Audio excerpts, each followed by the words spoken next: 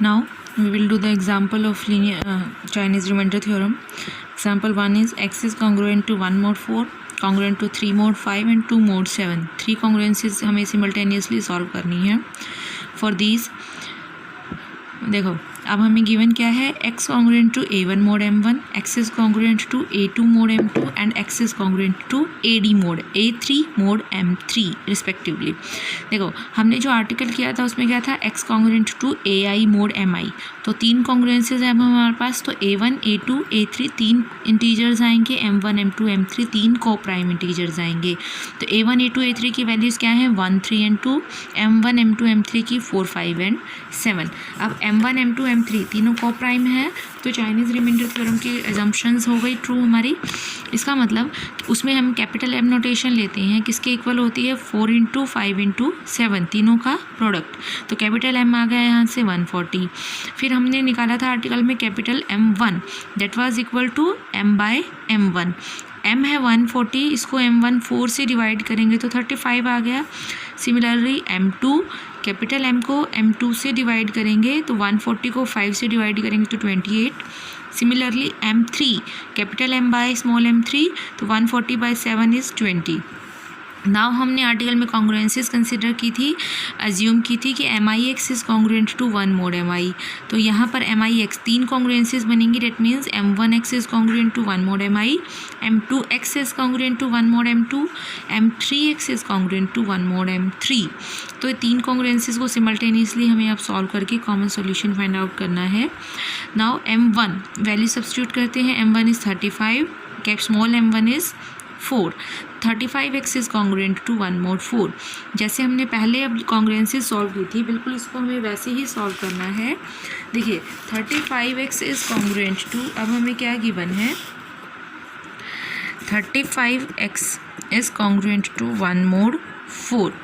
तो इसके लिए हमें क्या करना होता है कि ऐसी कॉन्ग्रुएंस लेते हैं जो मोड 4 के विद रिस्पेक्ट टू हो लेफ़्ट में 0 आए, और यहाँ पर कुछ ऐसा फैक्टर आए जो 4 से डिविजिबल भी हो, और इसमें ऐड या सब्ट्रैक्ट करें तो दोनों में से जो ऐड करने के बाद आए उसमें से कुछ कॉमन आकर कैंसिल हो जाए. तो अगर हम 4 के मल्टीपल्स लेने हैं, 4 लेंगे तो कोई फ़ायदा नहीं है, 5 आएगा, तो 7 और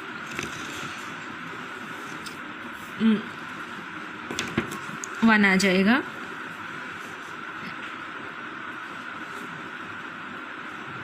वो ट्रू नहीं होगी. लेकिन अब देखिए, तो 4 का मल्टीपल अगर हम यहाँ पर 4 लेते हैं तो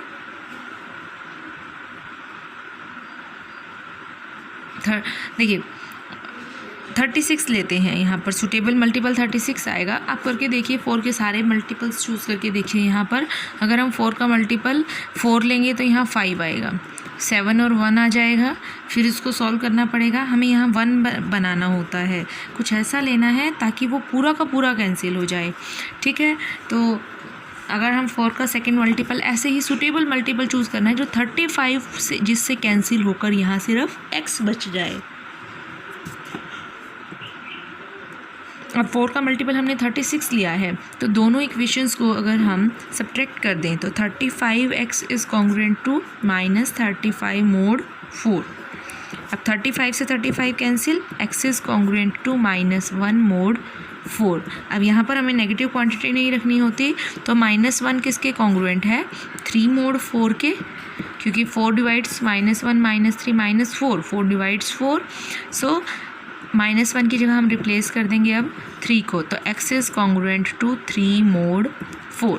तो हमारे पास फर्स्ट सॉल्यूशन क्या आ गया, x1 इज़ इक्वल टू 3, ये एक सॉल्यूशन आ गया. सिमिलरली हम बाकी सेकेंड कॉन्ग्रुएंस क्या है अब हमारे पास, m2x is congruent to 1 mod m2. m2 capital M2 की वैल्यू है हमारी 28, this is congruent to 1 mod m2. Small m2 is equal to 5. Congruence बन गई ये. अब देखिए, अब इसके लिए भी सुटेबल मल्टीपल ढूंढना है जो 28 से कैंसिल हो सके और लेफ़्ट में 0 आए. देन 5 का सुटेबल मल्टीपल 55 लेते हैं ताकि इसमें कैंसिल हो, तो 28 से वो कैंसिल हो जाएगा डायरेक्ट, दोनों को ऐड करें 28x is congruent to 56 mode 5। इधर 0 हम इसीलिए लेते हैं ताकि इधर कोई चेंज ना हो और ये इससे कैंसिल हो जाए। तो x किसके कॉन्ग्रुएंट आ गए यहाँ से डायरेक्टली 2 मोड 5, ये इससे कैंसिल हो गया 2, that means x2 is equal to 2। Second solution ये आ गया। देन थर्ड कॉन्ग्रुएंस क्या बनेगी, m3x is congruent to 1 mod m3। तो m3 की वैल्यू है हमारे पास 20 और स्मॉल m3 की वैल्यू है हमारे पास 7। अब देखिए इसके लिए कॉन्ग्रुएंस कौन सा सुटेबल सेलेक्ट करें। अब हम तो पहले सेलेक्ट करते हैं 14। देखिए 14 नहीं है सुटेबल, आप 2-3 स्टेप्स में भी कर सकते हैं। हो सकता है डायरेक्ट आपको सुटेबल मल्टीपल समझ में आ जाता है तो डायरेक्ट भी, नहीं तो 2-3 स्टेप्स में भी अलग अलग लेकर हो सकता है सॉल्व।